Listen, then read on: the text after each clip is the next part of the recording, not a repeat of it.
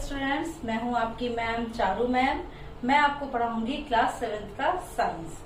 Science में आपका half yearly exam तक का सिलेबस कवर हो चुका है, इसलिए अभी फिलहाल वो चैप्टर्स में डिस्कस नहीं करूंगी क्योंकि वो वेस्ट होंगे। उसमें आप कितना भी याद करेंगे, याद कर चुके हैं आप लोग। मैं मान के चल रही हूँ कि आपका ये chapter respiration in organisms and plants ये आपका नहीं हुआ होगा, ये फाइनल एग्जाम्स में आएगा, एनुअल एग्जाम्स में आएगा।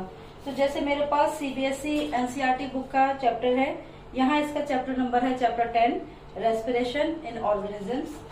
प्राइवेट पब्लिकेशंस दो है मेरे पास, इसमें एक का नाम है respiration in plants and animals और एक पब्लिकेशन में इसका नाम है रेस्पिरेशन इन ऑर्गेनिजम्स। तो मैं आपको एक कॉमन टॉपिक के हिसाब से रेस्पिरेशन टॉपिक पढ़ाऊंगी। मुझे लगता है आप लोगों के पास कोई भी साइंस की बुक होगी, ये टॉपिक कहीं ना कहीं आपको मिल जाएंगे, ठीक है, क्योंकि एकदम ही कॉमन टॉपिक है। Even this particular topic also belongs to class 10th। But यहाँ पे इंट्रोडक्शन समझिए आप, तो इंट्रोडक्शन की तरह जैसे पहला है आपका रेस्पिरेशन। रेस्पिरेशन आखिर होता क्या है? Respiration it is a life process which oxidize food and release energy for organism. ठीक है, लाइफ प्रोसेस हम क्यों कह रहे हैं? क्योंकि रेस्पिरेशन एक ऐसी प्रोसेस है, अगर ये प्रोसेस हमारी बॉडी में नहीं होती है तो हम चाहे कितना भी खाना खा लें, कुछ भी कर लें, हमें वो खाने का कोई यूटिलिटी नहीं मिलेगा, हमको उसका कोई फायदा नहीं मिलेगा। तो इसीलिए हमारी बॉडी में रेस्पिरेशन प्रोसेस बहुत ज्यादा जरूरी है, ठीक है। और रेस्पिरेशन प्रोसेस जो है वो हम ऑक्सीजन की प्रेजेंस और ऑक्सीजन की एब्सेंस के अकॉर्डिंग दो पार्ट में डिवाइड करते हैं। पहला है एरोबिक रेस्पिरेशन और दूसरा है एनएरोबिक रेस्पिरेशन। एरोबिक रेस्पिरेशन होता है ऑक्सीजन की प्रेजेंस में, जैसा कि नाम इंडिकेटेड है।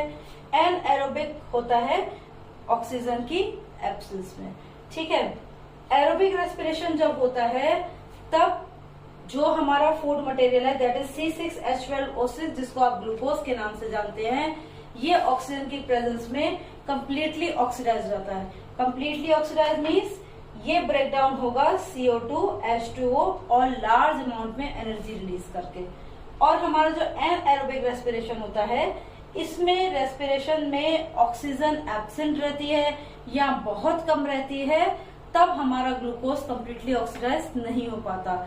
ये पर्टिकुलर प्रोसेस जो है इसको हम एक और नाम से जानते हैं जिसको बोलते हैं फर्मेंटेशन।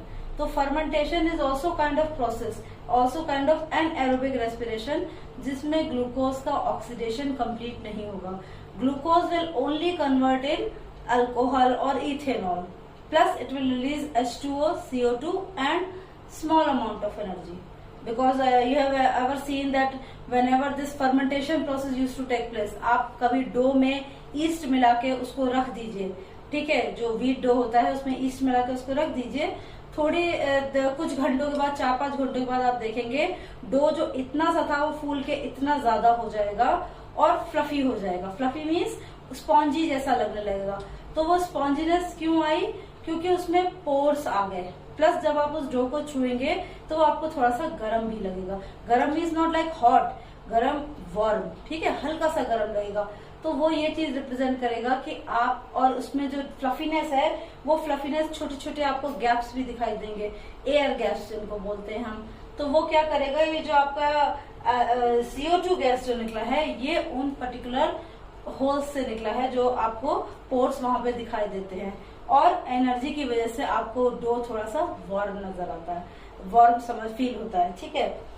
प्लस इसमें एरोबिक रेस्पिरेशन में, इसमें भी आपने कई क्लासेस में पढ़ा भी होगा कि एरोबिक रेस्पिरेशन में जब CO2 H2O और एनर्जी रिलीज होती है तो इसके लिए भी हम लोग कई चीजें टेस्ट कर सकते हैं।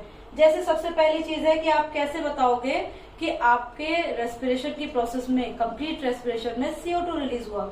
उसके लिए हम क्या करते हैं, हम एक लाइम वाटर का मिक्सचर लेते हैं, उसको लिक्विड मिक्सचर लेते हैं और उसको डालते हैं टेस्ट ट्यूब के अंदर, और इस टेस्ट ट्यूब में हम जो है ब्रीथ आउट करते हैं। जब हम ब्रीथ आउट करते हैं उस वक्त वो लाइम वाटर जो लगभग ट्रांसपेरेंट होता है वो व्हाइट कलर में हो जाता है। तो व्हाइट कलर रिप्रेजेंट करता है कि वहां पे कार्बन डाइऑक्साइड की इंक्लूजन हो चुकी है।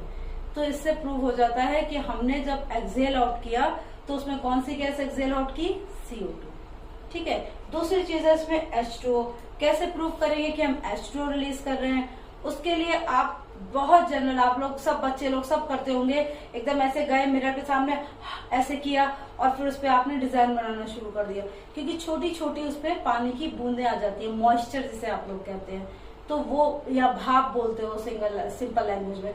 तो जो वो भाप बनी वो क्या हुई? एक्सेल आउट आपने क्या किया? H2O। What is moisture? Moisture is form of H2O। ठीक है, तो हम इससे प्रूव करते हैं कि हमने H2O एक्सेल आउट किया। प्लस हमारे पास है एनर्जी। एनर्जी कैसे पता लगेगा? जब आप ब्रीद आउट करें, आप एक हैंकी पे ब्रीद आउट करें, ठीक है, जैसे आपने बचपन में किया भी होगा, आंख पे चोट लग गई, ऐसे आंख पे हाथ लगा लिया तो आपको अच्छा लगता है। तो क्यों अच्छा लगता है? क्योंकि आपकी फिंगर्स वार्म हो जाती हैं। यही चीज आप हैंकी के ऊपर ऐसा करें और उसके बाद आप हैंकी को अपनी आंख पे लगाएं, क्योंकि आंख हमारी बहुत सेंसिटिव होती है, तो जैसे आई पे लगाएंगे हमें वार्मनेस फील होगी। तो इसका मतलब हमने क्या रिलीज किया रेस्पिरेशन की प्रोसेस में या ब्रीदिंग की प्रोसेस में? Energy in the form of heat. Heat means that doesn't mean we are become like some animal which is just giving us the fire and all from the mouth. No, what we are giving just in the form of heat, warmness we are giving out. But this heat is including in all our cells and then it is giving us energy to do different kind of processes which are present in our cells. Then we got third type of respiration. That third type of respiration happens in our muscles. That respiration happens in our muscles. Like in the end you can see C6H12O6 is converting into lactic acid and releasing energy. This particular thing happens in our muscles. When we do rigorous exercises like we run or we do so much of stretching, at that time what happens? We feel little cramps in our joints, in our muscles, we feel cramps. Why these cramps are happening?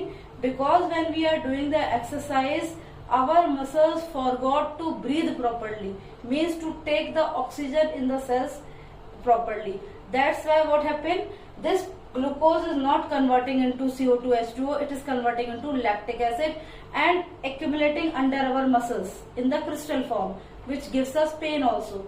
So that lactic acid, when we relax, when we just calm down or took warm bath, then these muscle cramps goes, means a complete oxidation will take place.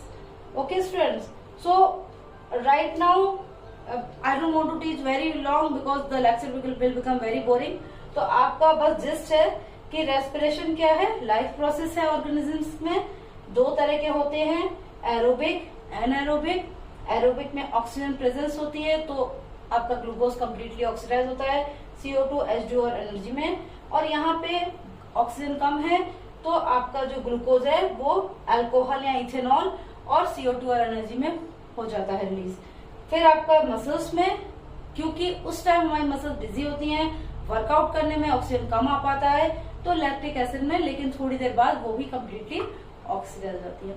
ठीक है, आप लोग इसी को revise करिए और कोई query हो तो प्लीज आप कमेंट्स में डालिए। Thank you so much.